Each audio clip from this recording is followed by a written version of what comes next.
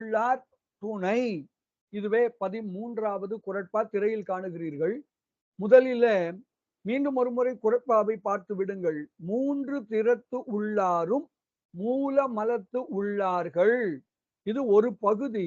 இது ஒரு கருத்தை தெரிவிக்கிறது.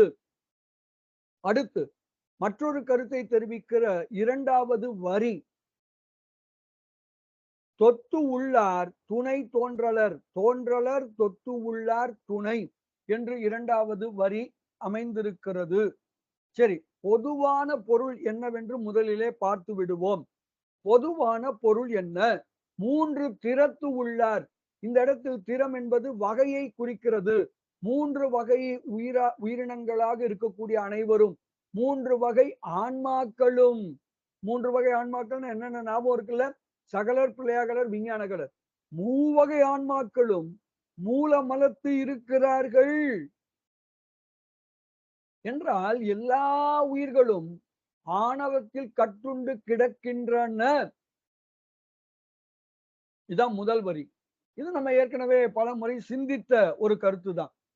இந்த இடத்துல ஒண்ணு நம்ம புரிஞ்சுக்கணும். மூல மலம் ஒரு அருமையான சொல்லாட்சி இங்கே பயன்படுத்தப்படுகிறது.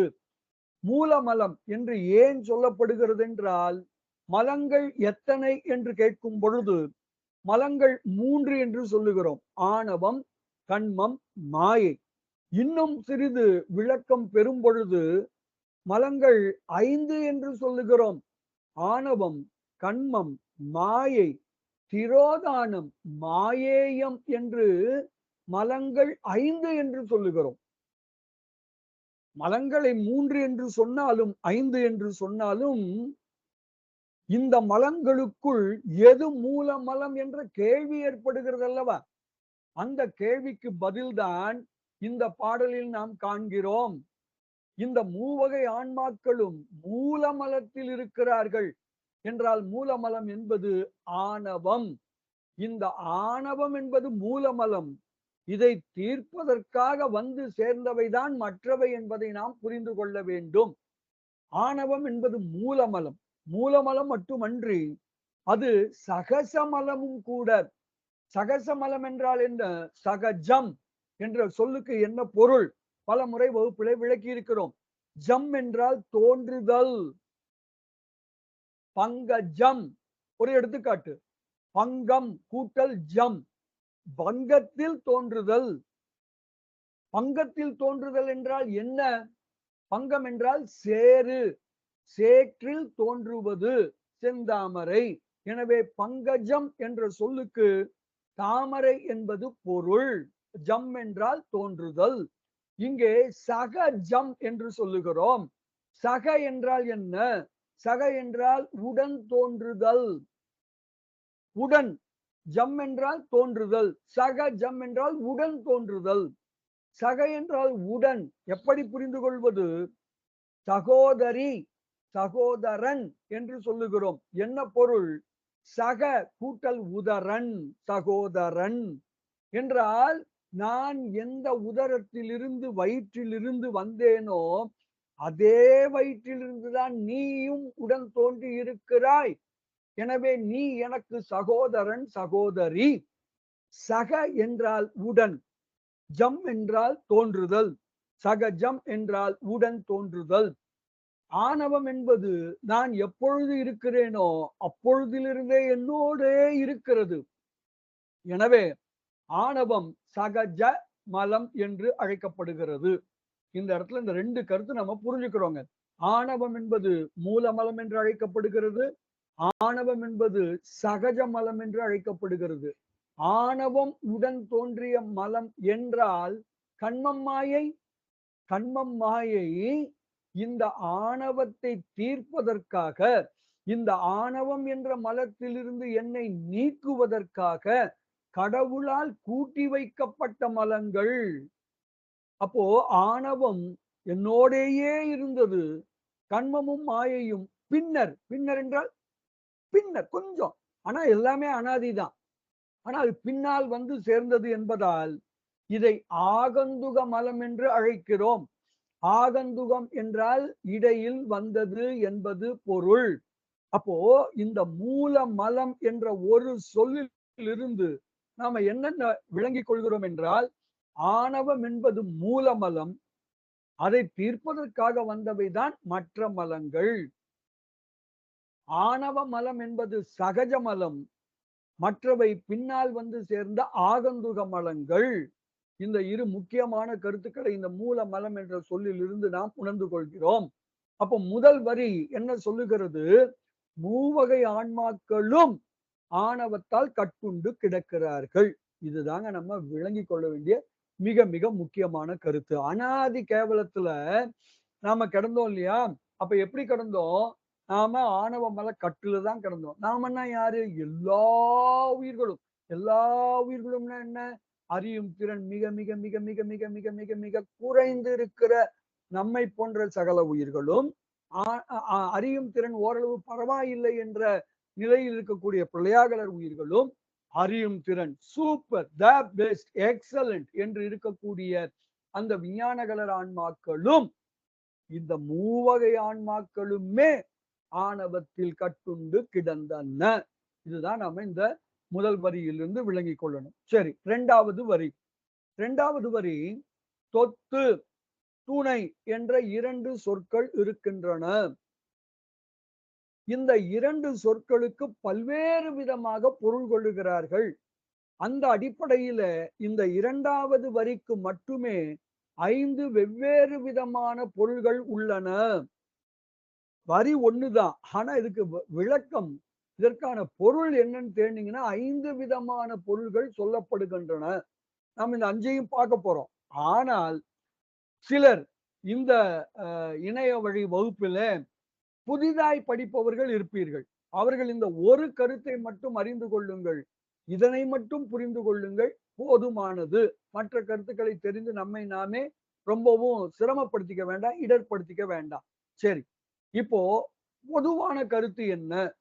தொட்டு உள்ளார் துணை தோன்றலர் என்று இந்த வரியை நம்ம மாத்தி படிக்கணும். தொட்டு உள்ளார் துணை தோன்றலர். தொத்து என்றால் கொத்து, கூட்டம், தொகுதி என்று பொருள் சொல்லுகிறார்கள். தொத்து. இன்னொரு பொருள் தொற்று. தொற்று என்ற சொல் தான் இங்கே தொத்து என்று ஆயிருக்கிறது. தொற்று என்றால் என்ன? என்னை தொற்றிக் கொண்டது அப்படின்னு சொல்றோம்ல. ஒரு கிருமி என்னை தொற்றிக் கொண்டது சொல்றோமே. ஒரு பாக்டீரியா, ஒரு வைரஸ், ஒரு கிருமி என்னை தொற்றிக் கொண்டது. அதுபோல எது என்னை தொற்றுகிறதோ அது தொத்து. இப்போ இந்த அடிப்படையில, அதாவது தொத்து என்பது கொத்து, கூட்டம், தொகுதி என்ற அடிப்படையிலும், தொத்து என்பது தொற்று என்ற அடிப்படையிலும் நம்ம முதல்ல மீனிங் பார்க்க போறோம். தொத்து உள்ளார் துணை தோன்றலர். என்ன தொத்து, என்ன தொற்று? முதல்ல கூட்டம், தொகுதி. மாயையின் சக்தி பல பல. அப்போ ஒரு தொகுதி, ஒரு கூட்டம், அதைத்தான் மாயை என்று சொல்லுகிறோம்.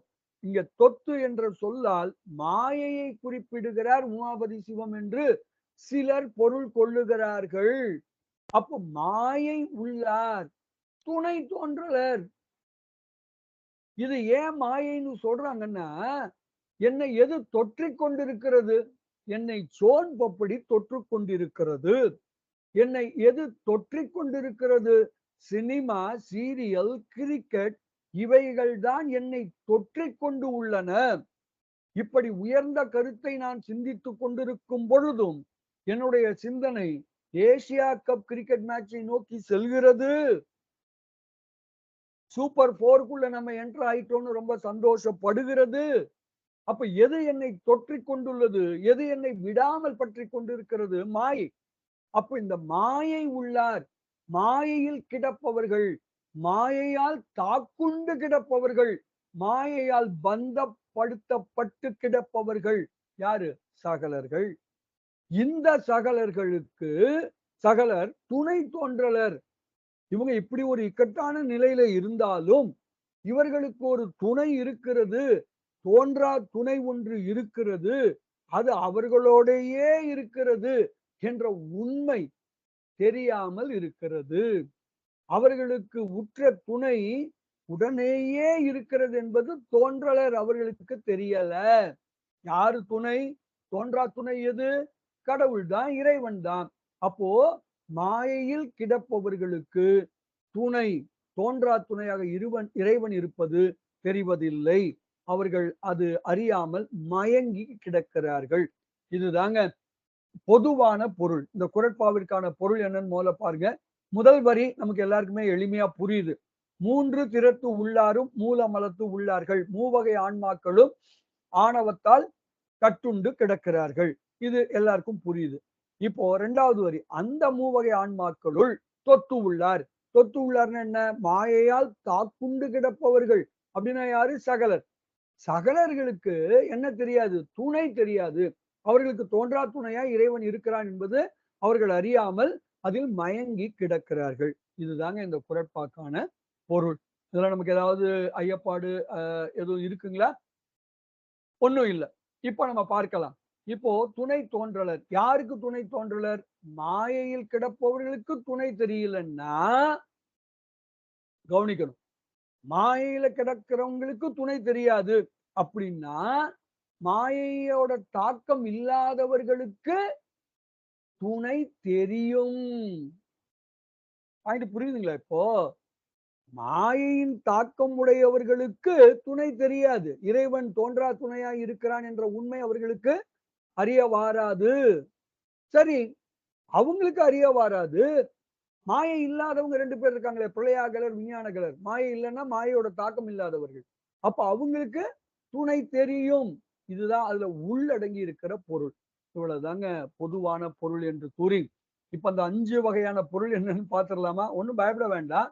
ஒவ்வொருவரும் அதாவது எப்போ நீங்க ரொம்ப ரொம்ப ரொம்ப சின்னதா சொல்றீங்களோ, அப்போ அதுக்கான விளக்கம் பல்வேறு விதங்களில் காண முடியும். அப்போ பல்வேறு உரையாசிரியர்கள் இதுக்கு பல்வேறு வகையாக இதற்கு விளக்கம் தருகிறார்கள். அப்போ அதுல இருக்கு. ஆனா எல்லாமே ஏறத்தாழ ஒரே கருத்து தான். என்ன அழகா அவங்க சிந்திக்கிறாங்க. அவங்க அந்த அளவு